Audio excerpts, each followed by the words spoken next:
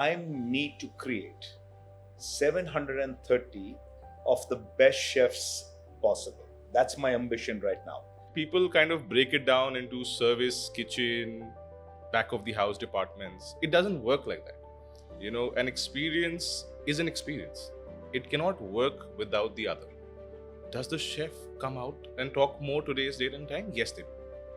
Right? Do they interact with guests more? Yes, they do. Because they are specialists. Right? They know their piece. The whole world of career counseling and how schools looked at careers and guiding the students and guidance counselors and everything was not as prominent as it is today. So some of the most talented people have become a part of this as a vocation for themselves.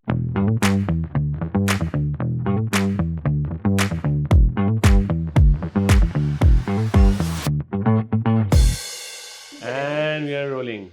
JK, Sweety, Smeetha, Zubin, how you doing? Excellent. How are you feeling this morning? Good. Yeah? Do you believe we've ever been like this formally kind of discussing?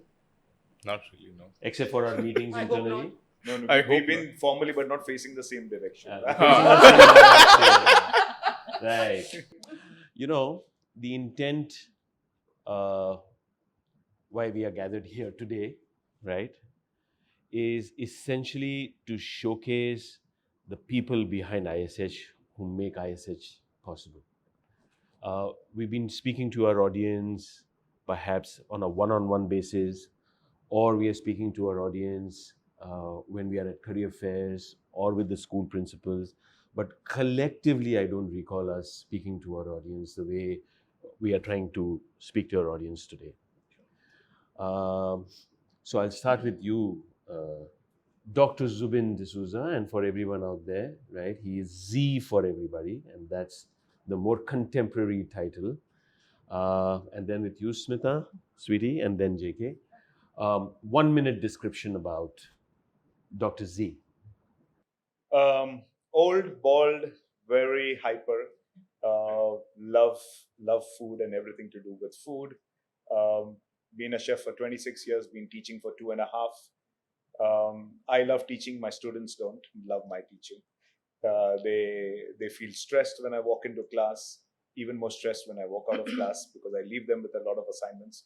But the sole intention happens to be that I really genuinely want to make them better chefs than we were, cut down the wait time for them to reach a level of excellence. And I genuinely want them to take charge in an ever-evolving world. That was 1 minute, 10 seconds, but it's okay. Smeetha, what about you? I won't take An elevator pitch. 1 minute. It starts now. I can't start with 1 minute. Okay. Who am I? I am somebody who loves being with people. Also from the hospitality industry. Education happened a little late for me, or the industry. 3 years back. Loving it. Very challenging, extremely challenging, because to keep these young minds inspired is quite a task, but extremely rewarding. How does it make me feel? Very gratified, exceptionally gratified. I just hope that I can take this responsibility of making a difference in their lives. And that's what I believe in, that's what I think I am as a person. And I hope that I keep inspiring and they keep inspiring. Very nice. Thank you. Thank you. We start with you, Sweetie. Well, I usually describe myself in one word, which is believer. And I believe that I am a product of a lot of hard work and sacrifices put together to get to where we've gotten. Education happened to me more than a decade ago. And it's been a very, very rewarding journey where from learning and development, it came to pure academia and students making their choices for undergrad and postgraduate and talking to parents and talking to students. And I didn't know I was going to fall in love with it, but I love it. I love every bit of it. And yeah, ISH has been amazing. And what we've built together for ISH in the last 6 years has been truly commendable. I'm very proud. Thank you. Jaikisen, everyone knows you as JK. So if you perhaps walk down the campus and say, can I find Jaikisen? Nobody is going to know who Jaikisen is because They only know who JK is. So JK, who are you? Who's this Enigma JK? Well, the youngest of the lot. Let me just start with that. You had to put that. I had to put that out. Thanks. Right. For me, the journey has always been evolution. I started with human resources, food and beverage, education now. And that's essentially what I do at the moment, right? The idea is to transform students, to make them see evolution in all its embodiment. So, personas like Zubin, who go into the classroom being scaring people, right? Personas like Smeetha, who go into the classroom where people want to hug her. Personas like Sweety, wherever people meet her, they want to talk to her. Personas like you know, inspiring people. And that's essentially what the journey has been for me, from learning from all of these different personas and then trying to inculcate those, building the natural persona of the student up to see how they graduate and how they transform. Very nice. Very That's nice. the idea. Excellent. You know, I had cue cards with me and I thought, let me just use my cue cards to perhaps prompt the next question and the next question. You know what? I don't think so I'm going to use the cue cards anymore. Right? You know, you can't have people who make ISH the way it is and me not ask them a lot more than what's perhaps with me today. Zubin, when you're looking at, let's say, culinary, you're touching 50 yourself right now. You have another, God bless you, in another 50 years, right? But a good solid 20 to 25 years of work experience in front of you. Tell me, besides the ISH ambition, that personal ambition, right? What impact do you really, really want to make in the Indian, I would say, culinary education system? So I jokingly, not jokingly, I pretty much believe in it. When I walk into class and every new batch that comes in, I tell them one simple thing. Said, I need to create 730 of the best chefs possible. That's my ambition right now. Whether it's short term or long term, only time will tell, because I'm very picky and judicious about who's going to constitute that best chef. And that's why they go through that rigor. Now, 730, a lot of people ask me why that number, 730. It's my retirement plan. And these 730 best chefs are going to set up 730 wonderful restaurants. That means for a year, I have my lunch, dinner sorted. It is my retirement plan. It is. And I've told them right now that, you know, there are guys who are going to set up restaurants abroad, hotels abroad. Isn't that ironical? When you say 730 in terms of, so that's like literally 365 days and you have lunch and dinner. And every time there's a leap year and there's that one extra day, I'm going to detox. Every 4 years I can afford a detox. But it's my retirement plan. That's Would you call it a selfless act or a selfish act? I pretend I'm selfless by sharing knowledge with them and by pushing them, but it is an inherently selfish act. And I truly believe that people have better productivity when they have a selfish vested in it, something selfish vested in it, than if they pretend to do things selflessly. So a lot of our audience, Zubin, will perhaps take your words and decipher it in the manner they interpret it, right? Now, being in this industry for 30 years, double PhDs, you know, when you say best, for the younger audience, right? How should they interpret best? Best.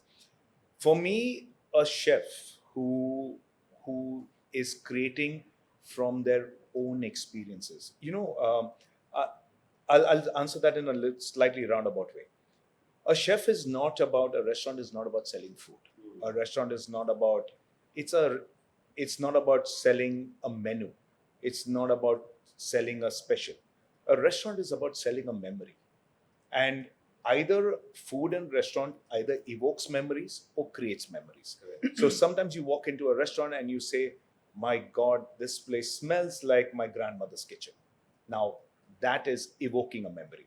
The olfactory senses are the ones that are the most prominent in evoking old memories, bringing out old memories, and that's scientifically proven. And when we look at that, or we look at a place creating a new memory, 20 years from now, I want a couple to say, you remember on our first date, we went there and that pizza margarita, nobody could replicate that.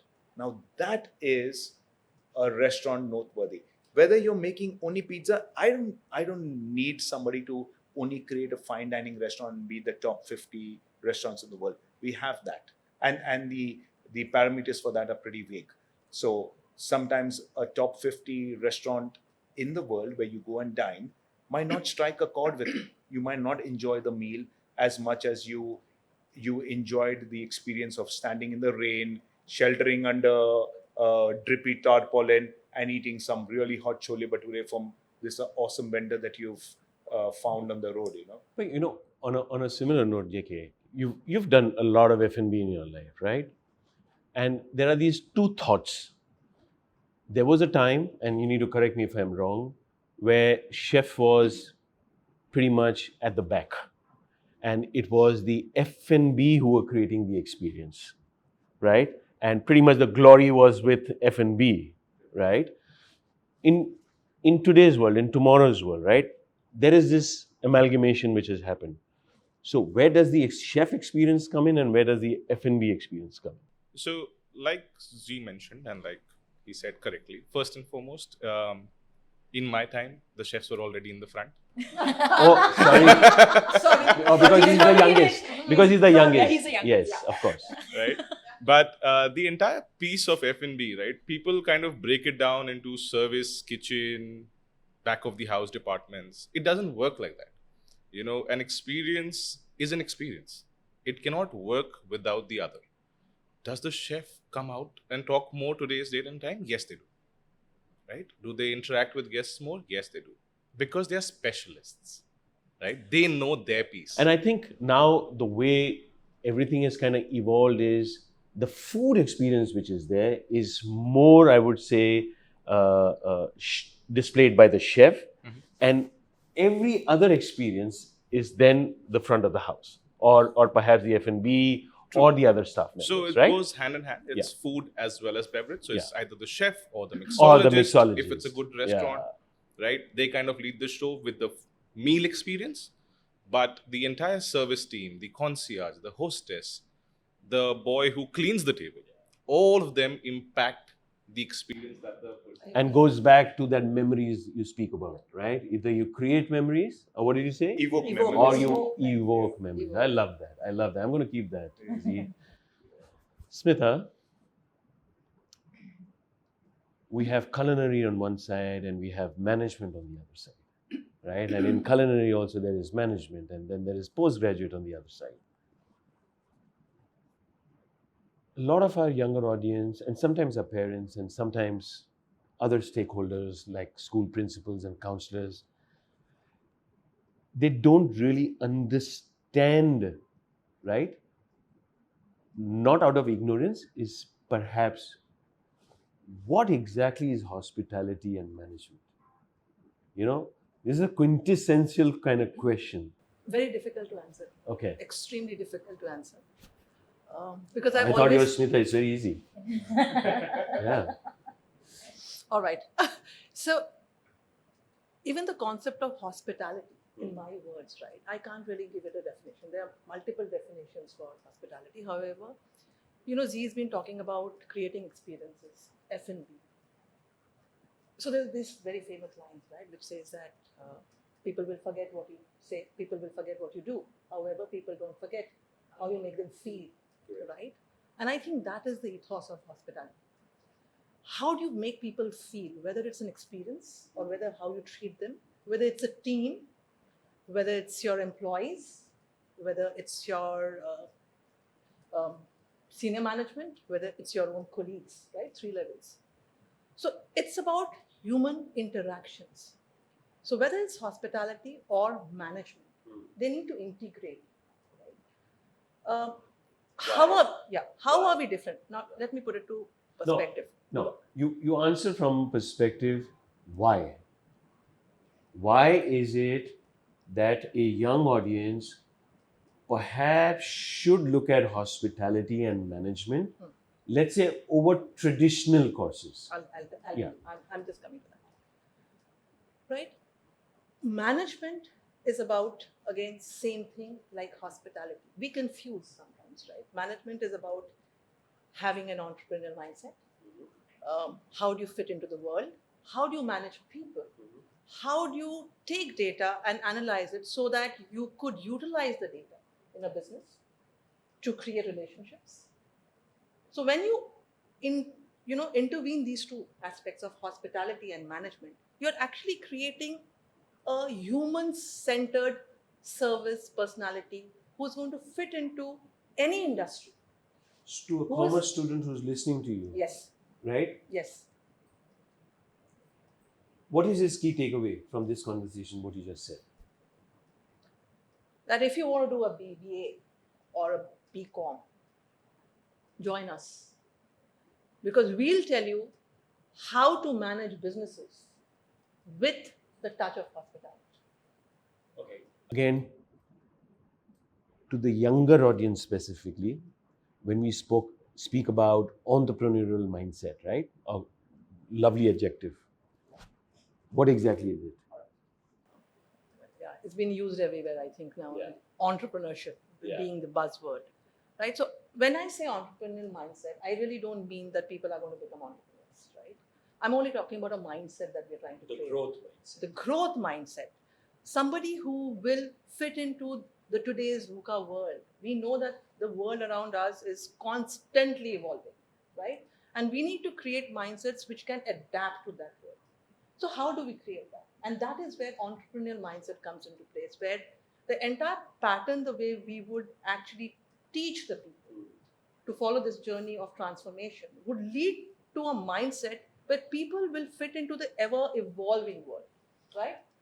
And they're agile in their thinking, in the sense that today, if we don't know what the future holds, we don't know what the careers for tomorrow are. So we need to create individuals who can adapt and change and innovate, right? And that is what entrepreneurial mindset is all about. I have to complement that, but maybe I'll use it a little later in the conversation of what I think really India requires. And I think Amitabh Kant, just prior to his G20, which and and he summed it up very well. And he said that what India requires are millions and millions and millions of entrepreneurs today to fuel the kind of growth India requires. And for that, and I've said it many a times as well, right, that India as a society needs to learn to fail. And we need to learn to fail and accept failure, not as a failure, not as a failure. Right? And just as the fact that there is a barricade, right, and you've hit that barricade, and you cross that barricade, and there will be another barricade, but we need to fail and fall at least twice. And there is this lovely Gujarati saying, unless you're not bankrupt twice, you'll never be an entrepreneur. Right? Unless you're not bankrupt, right? And it's not only about the entrepreneur, it's about that growth mindset, because it teaches you so much. And India as a society must do that. I think today we have more than 100,000 startups, right? But what we require are millions of that kind of stuff. So I had to add something, sure. sorry. While you're talking about the future, I just feel as teachers, there's this saying, right? We touch the future, we teach. Or rather, I touch the future, I teach. Now, this saying in itself gives a lot of responsibility on people who are actually in academia, because you're actually touching the future of so many people. What is the future of the industry going to be? What is the future of these students going to be? So there's a lot of responsibility. Lately, I've been thinking very differently, right? It's only when you have access to more information. A lot of people are kind of talking about it. One aspect, and it's a very, I would say, a paradigm shift aspect. And it says, if you need to teach, you need to teach from a 20, like today is 2040. Today is not 2023. So it's Totally. If today is 2040, trace it back to 2023. Don't trace it back to 1940. So that's Rabindranath Tagore is my inspiration for having to want to become a teacher. And there are loads of sayings that about him that really I really love. And one of it is that teach the child. I mean, when you teach a child today, understand they don't belong to your generation. Correct. So it's very important that we don't use our mindsets, our models, our scruples. Because on one side, we speak about the so-called VUCA world, lovely terminologies again, but we are still teaching today. ISH is not teaching today, right? No, that's true. But if we need to keep 2040 today, right, and then trace it back to 2023. But that's what we always say in every open day and all. I always say, I mean, we always say that you're going to be working for the next 45 years of your life. And that's what we are educating you for. It's not for immediate employment. And that's never been our plan. Unfortunately, most questions from parents and students. Yeah, I would like to hear that. You know, and Sweety, to the point, I think you touch what, 500 schools? Or more than that? More? Speaking to how many students? As in Thousands. Thousands? 20,000 last year. Give us a sense. What's this generation thinking? Because you're talking to future engineers, you're talking to future data scientists, future, I would say, hospitality professionals, future It's a doctors. It's a very good question. The major difference between the last generation, or let's say 5 years ago to now, is that the whole world of career counseling and how schools looked at careers and guiding the students and guidance counselors and everything was not as prominent as it is today. So some of the most talented people have become a part of this as a vocation for themselves. Now in that, there is an overload of information that goes to students. As much as there is mapping of competencies at 8th standard onwards, there's profile building, there's all of that, and there's ambition that is set in. One side, there's a parent that's saying, math, science, easier vocation, engineering, doctor. But there's a counselor who's easing the parents out, is handling the student on one side and parent on one side, and realistically telling them, and principals and directors of schools telling parents in every opportunity, there are more careers out there. Your what can be a great musician or a great designer or a great architect or a great chef. Is it more from an ignorance perspective, or is it more from a safety perspective? The parents think the way they think. Both. So there are some that are corporate leaders themselves, and they have been engineers or they've been doctors. They don't know there is another world out there and how safe or how successful they'll be. So we have students. Parents are doctors and the child is studying culinary. It was a huge shift for the parent to choose anything like a culinary chef. I mean, really? But they took that step because somebody along the way, whatever we did in counseling was one thing, but somebody along the way, whether it was the industry that they reached out to after coaxing, whether it was the school counselors, school principals, told them that if this is something that your child is so good at and he really wants to do, let him do what he enjoys so he may excel. And parents are now finally coming to terms with that. If I may add to that, I think I've met the parents of almost every child that is applied here. And there's one thing I realize, the difference between some of the parents has always been that very often you find that the parents want to live or fulfill their ambitions through their child. Like if the parent didn't manage to make it big as a musician, they're like, no, you have to study music. It's a very unconscious thing. No, you have to learn dance. You have to, and what's happening is a basic thing. Parents forcing a child to learn dance, saying you will learn Kathak. The child hates Kathak. Would have preferred Bharatnatyam, but no, because the parent thinks that Pandit Birju Maharaj was the greatest living embodiment of that art, has forced the child into Kathak. Now, what has happened is the child has graduated grudgingly, but will never display her art. This also has a further reaching effect on the child. The student, as just to impress or be compliant to what the parents' ambitions are, will go that path. But in a year's time, 2 years' time, will get disillusioned. So my question is, So are the parents, are principals, are they understanding what is hospitality education? Well, it has taken 5-6 years of active evangelization and talking to them on all forums, yourself, on every single forum, in every conversation. But you know what? The good news is, yes, today, parent is coming to us with an inquiry saying, I don't want my child to do but hospitality management.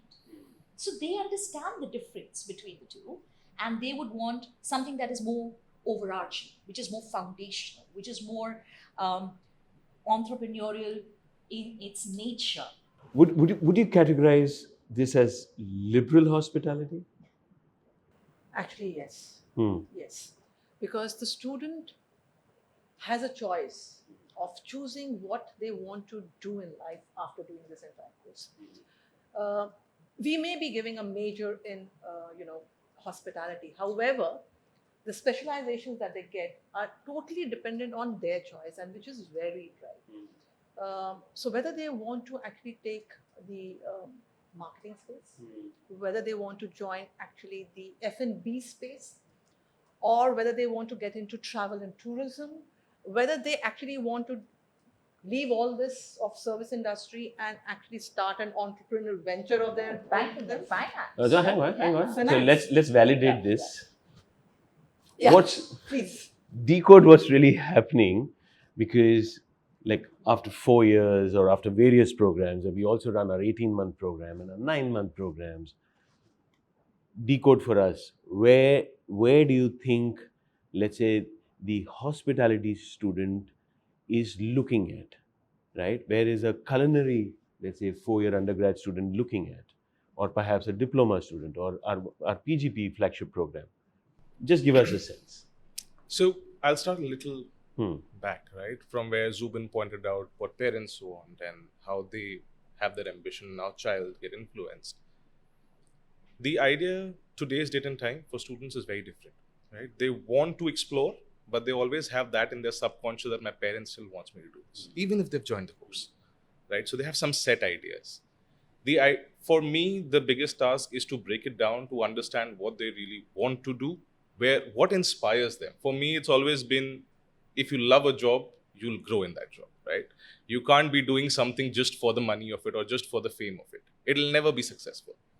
So to break that down is something which is extremely important. And with that, what happens is the child kind of looks at multiple opportunities, thinking of something that you and I could not even imagine, right? Because if I can't, I'm still younger, closer to those age So group. your generation or my Even I generation? can't. Achha, Even okay. I can't. Because That's my the beauty generation of was it. very different. Your generation was Yeah. absolutely different. My generation was different to that. Hmm. This generation is at least 2-3 folds different. Are they willing to take risks?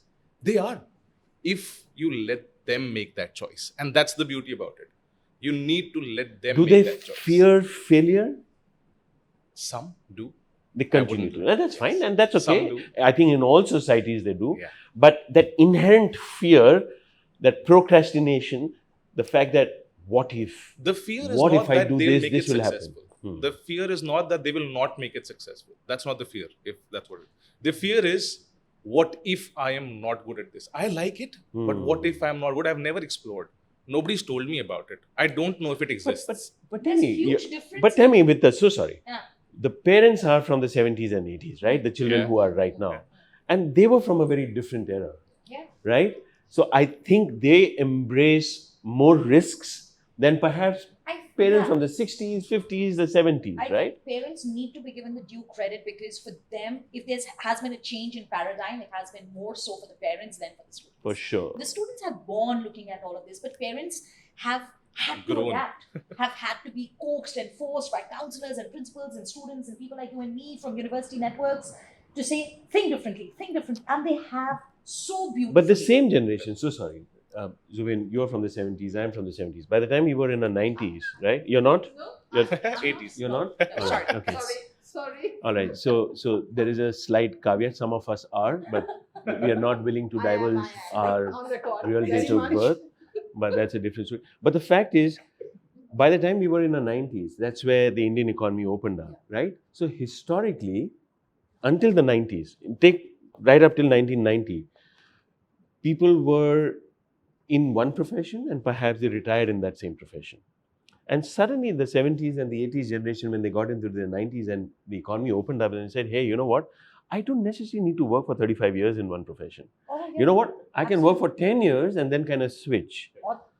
The 80s generations are, why should it be even 10 years? It should be 5 years and I can switch because, you know what? There are so many sectors which have opened up. There's a word for it. 90s and average shelf life. Yeah. And the 90s and the 2000s saying, you know what? Look at this vibrant goddamn economy. I can be whatever I want to be. Right? And Is for that how long I want. Yeah, and how For how long? long So I right. want. What is the sense you're kind of getting now when the placement is happening? So they come with a different mindset. Correct. Obviously, when Sweety gets them in, when they groom them from an education perspective, but when they kind of come to you for various counselings and Correct. perhaps during the tenure, even at the end of their academic tenure, what they had in mind to what they want to be, how close is it, or Okay. it just doesn't meet? So the journey for a student is actually very confusing, right? So when they come in, they have a different thought. Of This course. is what I'm going to be. Year one, they have a different thought. Yeah. They go into the internship, the thought changes. Sudden reality hits what the industry is about, right? Third, fourth year, they roll back. They see more. They evolve more, right? Would they go back to their first dream? Some of them, for a fact. Why not? They realize what is truly their calling. But that evolution that happens, which is what I was talking about, it's always transformation for students, right? So the evolution to happen in where they want to go and what they do over and above what all of us do here is what makes success. Yeah, JK, so give us a sense. That hospitality student, to that young girl or a boy, they or them, who are listening into us, right? If they join this kind of an education, right? There is misconception. Hospitality means hotel management and it's broader, right? Where are you seeing our students perhaps eventually working, especially when you take from a BBA perspective? So I missed out on that point. For me, hospitality or what we do here, teaching, is actually a life skill. It's not primarily traditional education that all of us are used to, right? It's more to do with how you are as a person. So where would that person go, right? Could go wherever they dream of, unless they dream of becoming a doctor and an engineer. That's the wrong choice. Yeah. Right? Can't become an astronaut. Yeah. Very specific skills. But they could move into any operating environment. anything where there is an interaction with another human involved. Anything that requires solving a problem, right? I might not be the best coder, right? Because I've not learned coding. You could be a good analyst. But I could be a good analyst trying to break down maybe where the issue is coming from. Maybe you could create a code for that. I might not be able to. But you are a good problem solver. But I'm a good So problem just be there. What is it that you do to hone this aspect of problem solving skills? Or perhaps the next question to you, maybe after that, would be the critical thinking. These are terms we use very loosely, right? Let's break it down. Let's decode that. So I always feel, Kunal, skills like problem solving or critical thinking doesn't happen overnight over a subject, right? It's about the pedagogy that you're using. And our kind of pedagogy, which is innovative and which is something which we keep changing and evolving depending on the module. We don't stick to one kind of pedagogy. It evolves as per what the student's level is at that point of time, starting from semester 1 till semester 4, where we are talking about a very different kind inquiry-based pedagogy, right? Now, when we use these different kinds of teaching approaches on them, whether it's about working in a team, giving them a challenge, right? What are we actually doing? Apart from just teaching them the framework of, say, for example, a marketing framework or something to do with maybe a financial framework, right? Apart from that, what we're really actually honing is how are they working in a group? Are they thinking of a new solution, an innovative solution? Are they thinking outside the box, creating an idea? So that is what we are actually emphasizing on. It's not just the subject as such.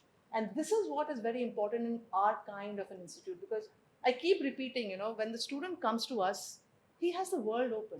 Don't go by just the subject matter that is being taught. It is about the all-round development that the person goes through from day one till the day end. And if you have to kind of adapt that to culinary, see, you do a lot of pop-ups, right? Yeah. And some of our students have come back from Ecole de Caisse, you're doing pop-ups with them, or you take a batch and you do a pop-up where you call in the industry, right? And we host so many events over here, right, for the industry.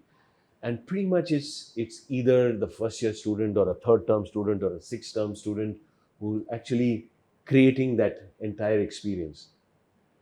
Um, how does this really help? So And why is it you do what you do? Okay, so it is, the culinary world for the last 250 years was pretty much regimented in the form of the way the army is. You have a hierarchical structure, you have uniforms, you have discipline, and very often that doesn't lead to creativity because you're used to doing things in a certain manner, following a method, which is where your recipes come from essentially. What we have done is we've kind of taken the whole thing and disrupted in a way where we teach people techniques. Our training is technique based, and what's that happened is students have learned that you take a technique like deep frying, and if you go to Maharashtra, you get batata vadas out of that. If you come to North India, you get pakoras out of that. If you go to Japan, you get tempura, and if you go to Brussels, you can fry beignets, and it is the same technique. And we just demystifying the world, the culinary world.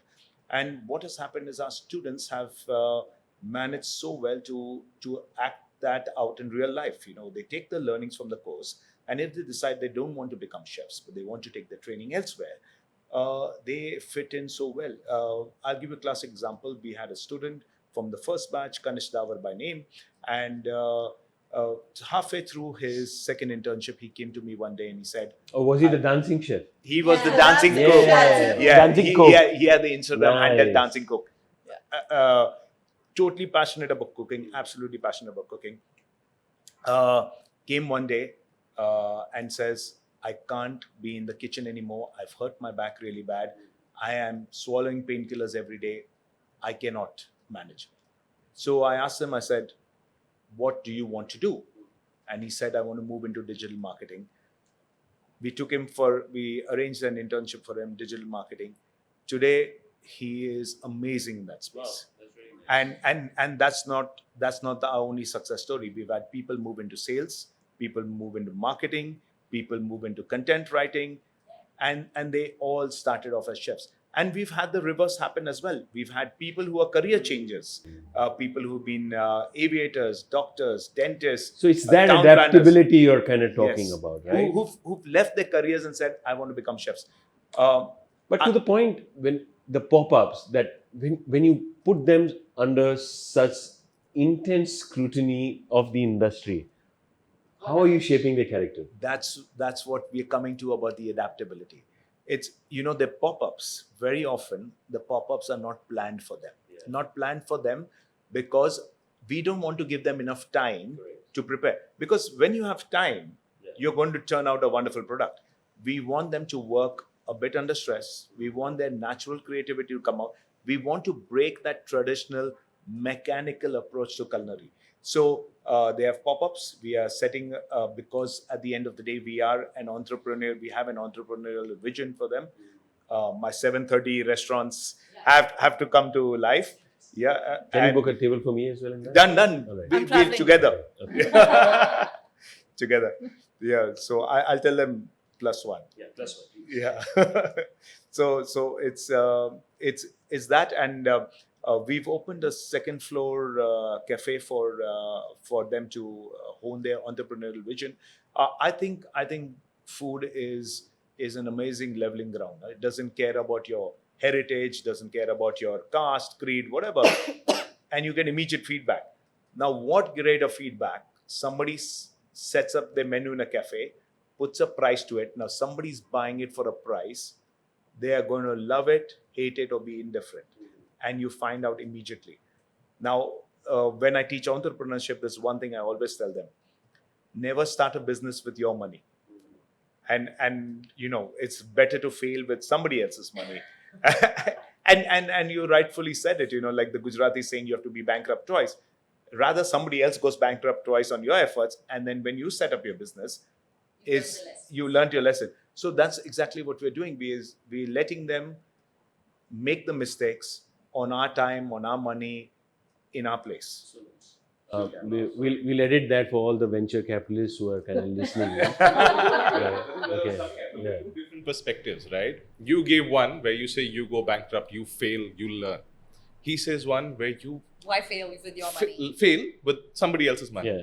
Two different perspectives, right? And both these perspectives in today's date are relevant Absolutely. with our children. At the end of the day, there'll be it's one still child. the fact that create jobs, Yeah. right? Yeah. Be an entrepreneur. Precisely. You have an idea, fly with that idea. So it's about how much risk you're willing to take. Yeah. And as I said, And that's the India brilliance. needs to be absolutely risk-averse country. We need to teach our children to fall, to fail, And to go. and I think it's a beautiful thing. I'll just hone you in onto the current batch's business plan, right? So we're investing in 3 carts for them. Okay, the money, the profits that these are carts, These are but food fancy carts. food Food carts, carts. Yeah. fancy food Yeah. carts, and it's 3 different ones based on 3 different kind of styles. Cuisines, whatever. Yeah, so Yeah. it's adaptable. They're going to with the money, with the profits that are going to be generated from that, we're going to buy a food truck. With the profits that come in from that, we're going to set up a restaurant. We already have earmarked a space. We're going to have a farm to table restaurant in our organic farm. And the idea is when the students graduate, their business venture is going to have a certain valuation, because that's the ultimate dream of a business owner. And they're going to sell it to the next batch Wow. at that valuation. I love it. I just love it. Yeah, And, so- However- I'm guessing all this money is notional. Not really. There's no No. Yes, there Why is. why notional? Because at the end of the day, it's a profitable business, right? And if you make that profit, you plow it back into, let's say, 3 carts, 4 carts, and eventually you have a sum you make into a food truck. Then the food truck goes outside. Then you make it into a It's second not food notional. truck. So It's not. It's a real idea. money. Yes, it is. So a it's real not Wow. just about learning, Yeah. right? It's about building that community Yeah. of students. It's about return on the investment. ISH way of life. Yeah. It's the community Right. of students. However, Sweety, a lot of people think this is an expensive education, What? right? If you have an opportunity to communicate with them about who we are and why is it affordable to anyone who deserves to be an ISH. You've answered the question, really, in the question. So, at ISH, we maintain that education is not for the elite, but the exceptional. And we live by that.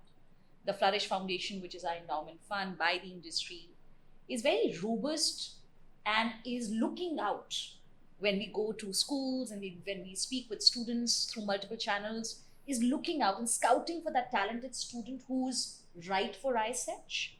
And ISH is right for that. Okay, I won't sound altruistic here, but genuinely tell me, and you have 2 students.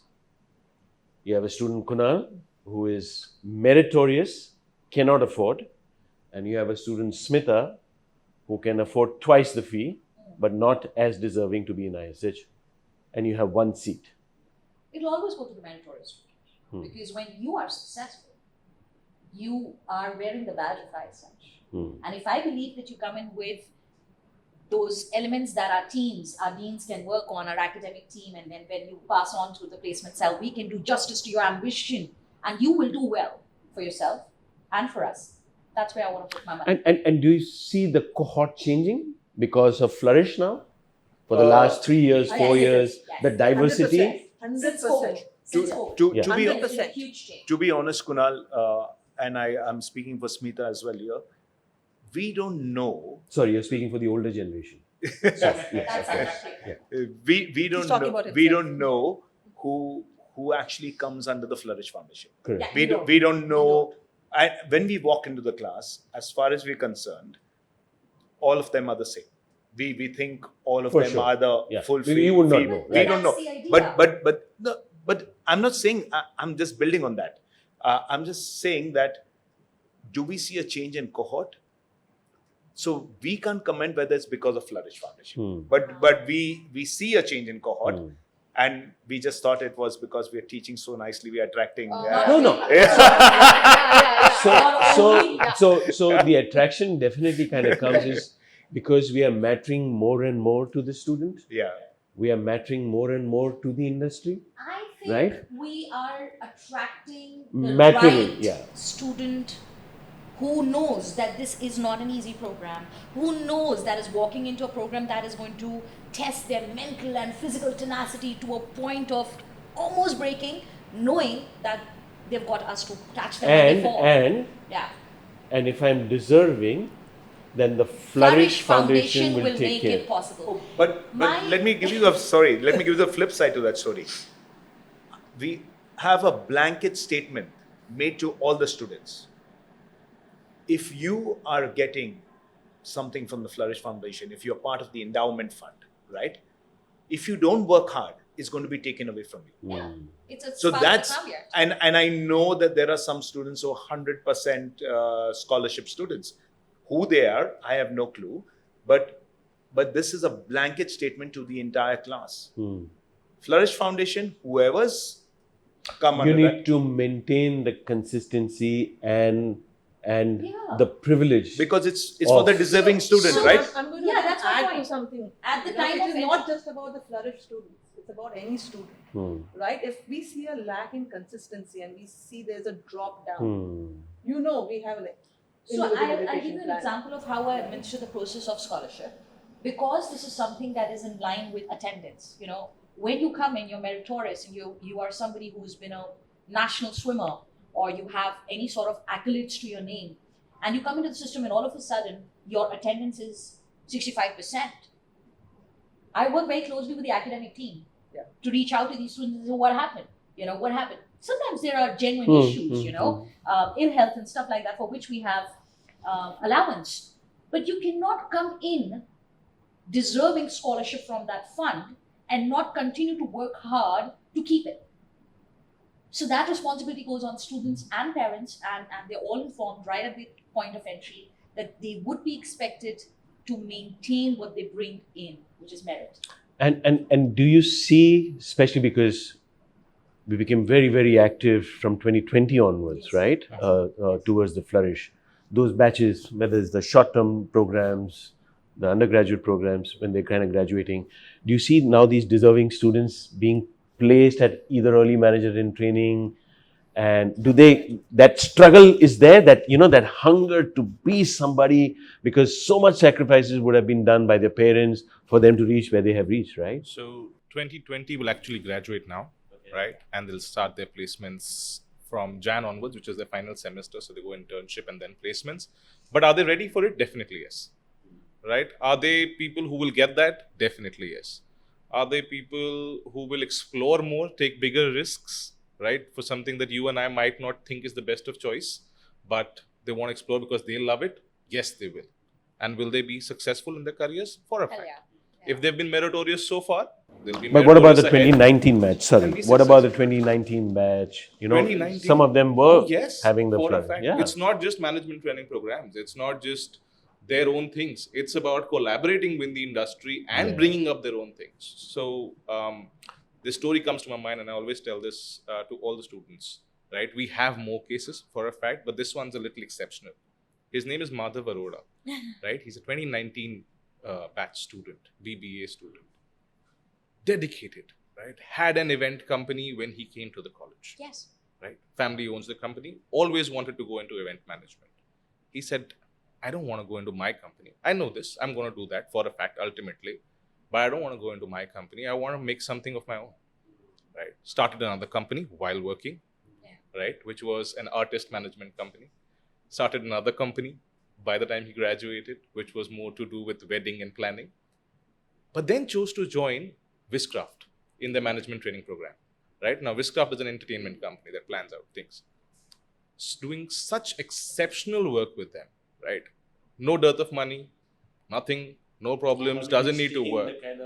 But because he was meritorious, because he had that fire in him for which we selected him as a student, and he continued that fire, he's somebody who's doing exceptionally well at I his love craft, it. opening opportunities for more students. And that was the basis of having this foundation, the level playing field for every student in India who deserves good quality education, regardless of what your ethnicity, your background, your caste, your creed. I love this story. We're talking about years of growth, right? Culinary student who moved into sales and marketing. 8 months into the job has got an increment. Wow. I love it. Right? And that's meritorious. I That's love it. what you want to showcase. What does it make you feel when you hear these stories? You know, because you're in academia, you're here to make an impact. Like I said, Unlike his 730 selfish, like I selfless said, act. it is extremely gratifying. Yeah. It is very gratifying. You know, I remember days when I got my first job and how elated I was. I don't remember that anymore. I'll be honest, when I see the joy on these faces. Of course, there are moments when, they're facing an interview and they've not got that job and somebody else has got the job. I really don't know whether to feel happy or sad because I'm elated for the one who's been chosen at that point of time, but there is a little bit of disappointment because of another. But everybody can't get every job and they get what they want. So true. So it's But yeah, very different. so right. Sweetie, the burden must be on you. It's crazy. Yeah. The Because there's no, I'm serious. no for the simple Imagine. no, the seriously. No, seriously. Because of the fact now it's not your there is a student, you're scouting for that deserving student. The burden is on you. One is scouting that student. Imagine the stakeholders involved that have actually influenced that student in your direction. Yeah. The principal, the counselor, the parents that came in looking and checking, and you said, leave it to us. We take care of him. That promise that you made to the student that he will eventually get successful, believing these people that they will do their job well. You make the promise on behalf of the entire organization. Yes, of the course. entire set of people. That is the brand trust, right? Yes. At the end of the day. But before you go, so please No, go no, ahead. sorry, Go ahead. just to add Go to ahead. that. I think that's One of the things that really make a difference and have really made an impact right now is something that we say so confidently. We tell every student, who's possibly looking at us, we say, don't speak with us. Speak to any of the students. Not speak to the students who we have recommended or we have earmarked. Just go down, speak to any student, and that's crazy. They actually go there, and our students have been our biggest ambassadors. And I know of places where students have actually told students, different places, don't join. Because students do not lie to students and parents do not lie to parents. It's a secret code. And any organization, especially education organization, that wants to be transparent, needs to create this platform of talk to them. It's pretty much, when you talk about hospitality, then there is this book by Will Guidara, it talks about unreasonable hospitality. So the concept, as I said, is I really like, let's say from next year, looking at 2040 as the base year, and then give any point of reference either ahead of 2040 or let's say any years preceding 2040, right? We need to kind of change our mindset from that perspective, because eventually if we are saying it's so volatile, I think 2040 will be in 2028.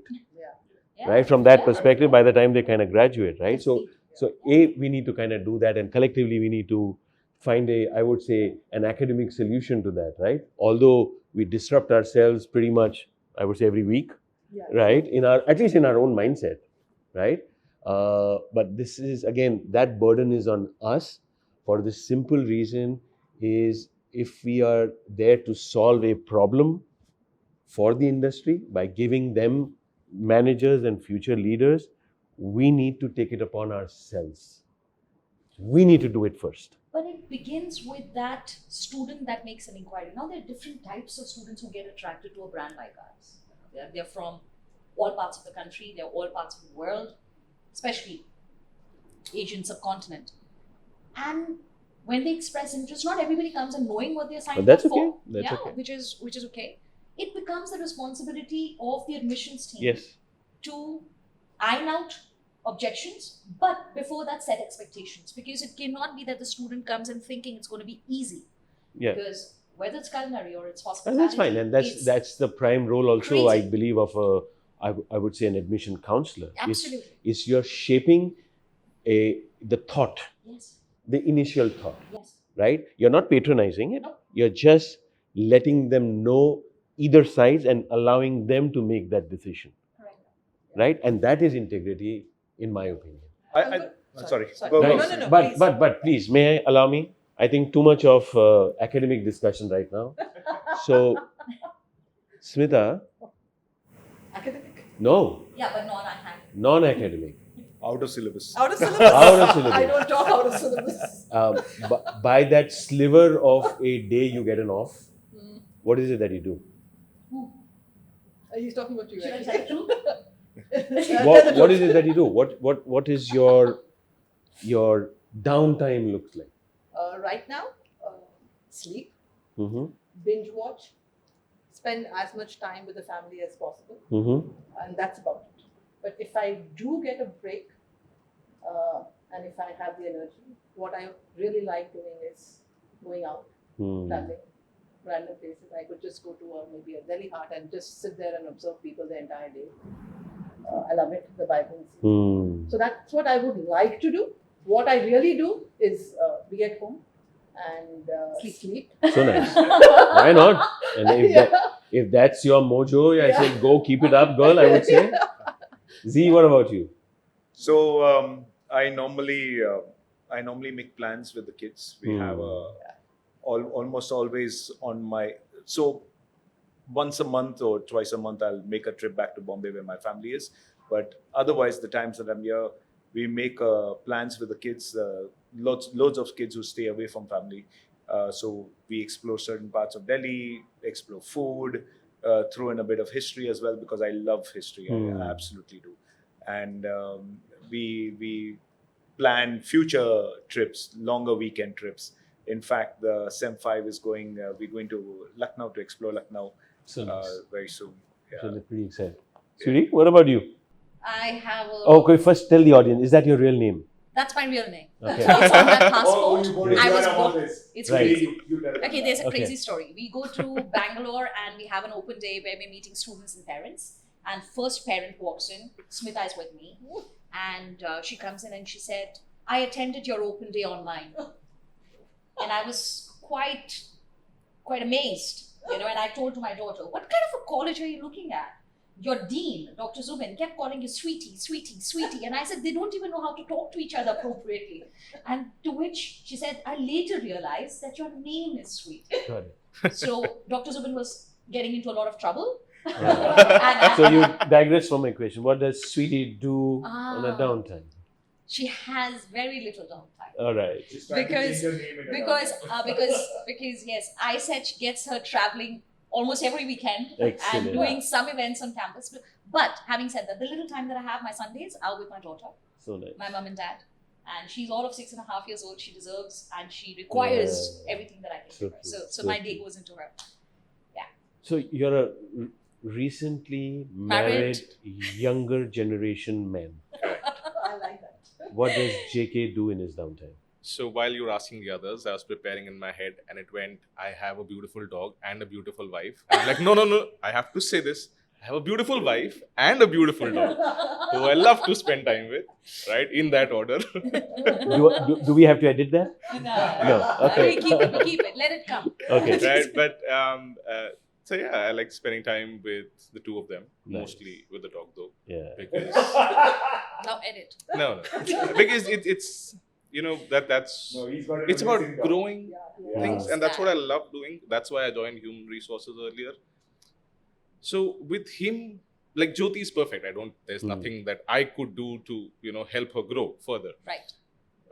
But on the other hand, I have Sky, who's like a little baby, right? Although I don't plan to have kids at the point in time, but I still have that as a baby, right? And that's my baby. So if somebody says, Why don't you plan to have kids? I I said, I already have Have one. one. Yeah. And that's So there. let's have the second And one. that requires the time. Of course. Yeah, it does. Right? And that requires my effort to Yeah. see him. Imagine, I don't know if you own dogs, but imagine seeing your own son smile Yeah. or your own daughter smile. To see that on his face is one of the most beautiful things. Lovely. Excellent.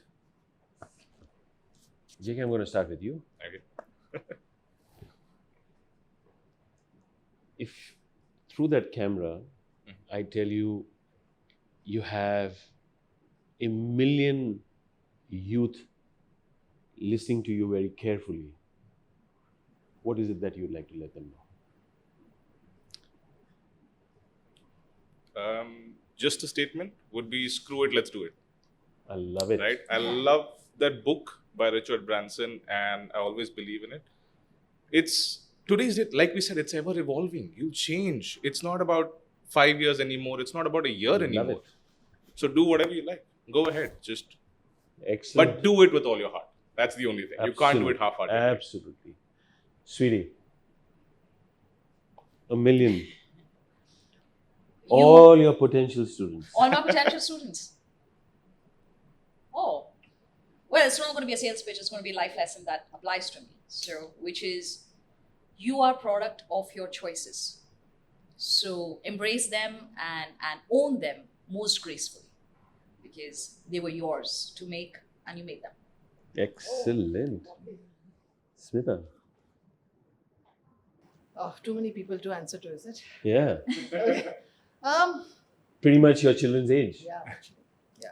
So be responsible. You know, when I say responsible, be responsible for your decisions. Be responsible for the environment. Be responsible as a human being. Be responsible for your profession, your personal life, your health. Be just responsible, because that's the only way you can create a mark. So whether you're going to be successful, whether you're going to leave a legacy, whether you're going to create something new, I think being responsible is something that you need to be to do any of it. Thank you. Z? Too much pressure. Okay. Why you got it? You got it, Z. 7:30 listening. Too much pressure. Anyway, two things. Don't be afraid to fail and make new mistakes. Simple. Love it. Yeah. It's just like pretty much JK, 2 points. Yeah. Don't make new mistakes. I said make Yeah. new mistakes. That's the perception. Yeah. Yeah. Right? Make new Yes. mistakes. So I hope from this conversation, what we intended was to humanize ISH, the people behind ISH. You've heard JK, you've heard Sweety, you've heard Smeetha and Zubin kind of talk about their life experiences, their own ethos. I think everything, this becomes the ISH way of life. And on behalf of ISH, if I have to, let's say, leave something with you, and I'm going to pretty much resonate with everyone what they have said just now, and my own personal life lesson advice from my 50 years of walking is just keep walking, be fearless. And if I'm allowed to say it without any edit, and I say it to everyone, किसी के बाप से नहीं डरना. And that adage is basically, do not fear failure, keep falling, keep walking. Thank you so much for your time. It's been an absolute pleasure. Thank you, everyone, Thank you for being here on this podcast. And God bless. And have a beautiful day ahead of you. Thank you very much. Thank you. Thank you. Thank you.